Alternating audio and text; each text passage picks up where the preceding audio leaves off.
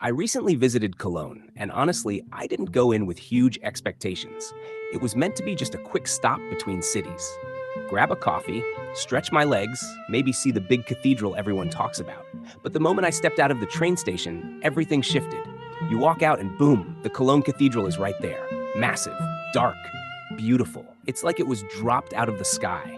The scale of it is just overwhelming. I've seen cathedrals before, in Italy, in France, but this one feels different, almost intimidating.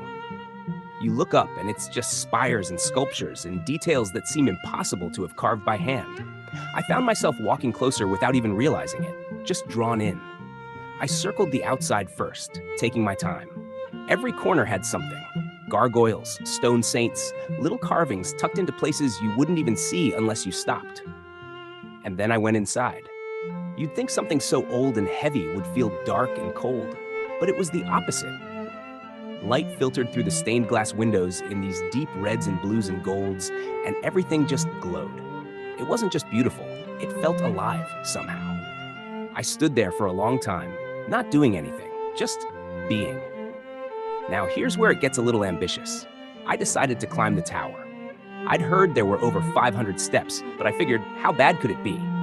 Turns out, bad.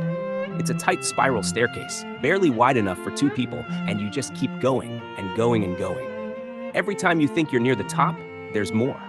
My legs were burning, my breath was gone. But when I finally stepped out onto the viewing platform, all of it melted away.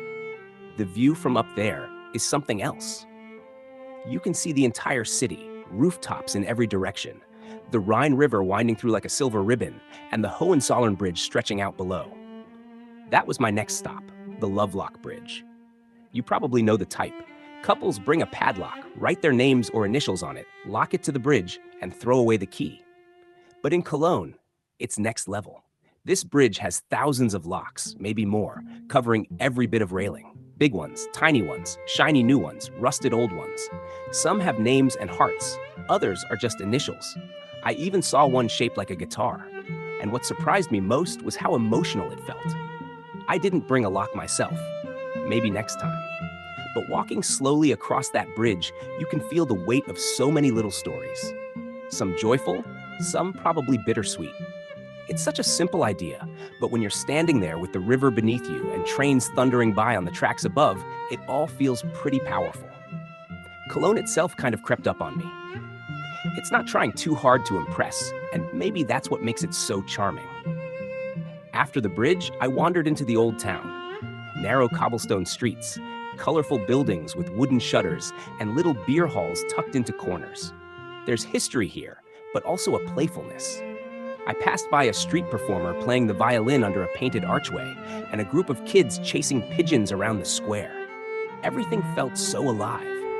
I found a small pub that looked just the right amount of rundown and ordered a Kölsch, the local beer. They serve it in these small, straight glasses and keep bringing you new ones until you put a coaster on top. It's crisp, easy to drink, and honestly, it tastes better when you've been walking all day. I ended up talking to a few locals who explained the Kölsch culture to me, how it's more than a drink, it's a kind of hospitality. If you sit down alone with a beer in Cologne, chances are you won't stay alone for long. The funny thing is, I only planned to spend a few hours here. But Cologne grabbed me, something about the mix of grandeur and simplicity. One minute you're looking up at a 700-year-old cathedral, and the next you're laughing with strangers over beer you can't pronounce. When the sun started to dip behind the cathedral towers and the sky turned that deep summer blue, I realized I didn't want to leave just yet.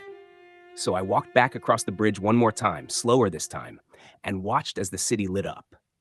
The cathedral glowing softly, the river catching reflections, and all those locks shining in the evening light like tiny stars. Cologne surprised me, not because it's flashy or dramatic or filled with a million things to do, but because it's real. Historic, yes. Beautiful, yes. But more than that, it feels honest. And in a world full of places that feel built for photos, Cologne felt built for memories. If you ever get the chance, go. Climb the tower, cross the bridge, share a Kölsch, and let Cologne do what it does best. Make you feel like you've stumbled